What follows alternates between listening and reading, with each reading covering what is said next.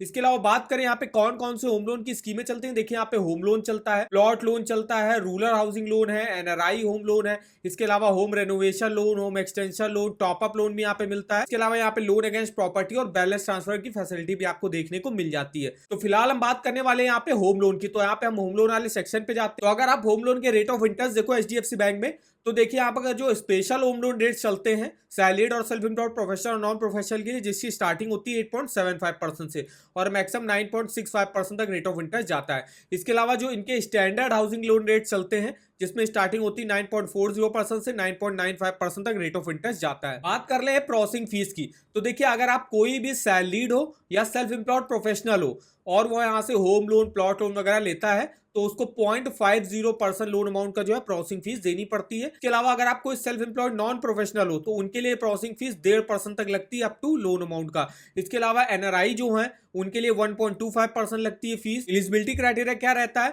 तो minimum age apply करने की 18 साल रहती है, मैक्सिमम 70 ईयर की एज तक आप अपने लोन को चुका सकते हो। कोई भी सैलरीड हो गया सेल्फ एम्प्लॉयड हो गया अप्लाई कर सकता है यहाँ से। नेशनलिटी इंडियन रेजिडेंट अप्लाई कर सकते हैं। टेन्योर आप मैक्सिमम देखिए 30 सालों के लिए यहाँ से होम लोन ले सकते हो। और मंथली सैलरी आपकी कितनी होनी चाहिए, तो मंथली सैलरी कम से कम आपकी 25,000 अगर है तो आप यहां से आराम से जो है होम लोन ले सकते हो। बात करें यहाँ पे जो सेल्फ एम्प्लॉयड आते हैं तो सेल्फ एम्प्लॉयड में भी दो कैटेगरी आती है, एक आते हैं सेल्फ एम्प्लॉयड प्रोफेशनल, एक होते हैं सेल्फ एम्प्लॉयड नॉन प्रोफेशनल। तो सेल्फ एम्प्लॉयड प्रोफेशनल में आपके आते हैं doctor, lawyer, chartered accountant, architect, consultant, engineer, company secretary. वही नॉन प्रोफेशनल में आते हैं आपके ट्रेडर, कमीशन एजेंट और कॉन्ट्रैक्टर।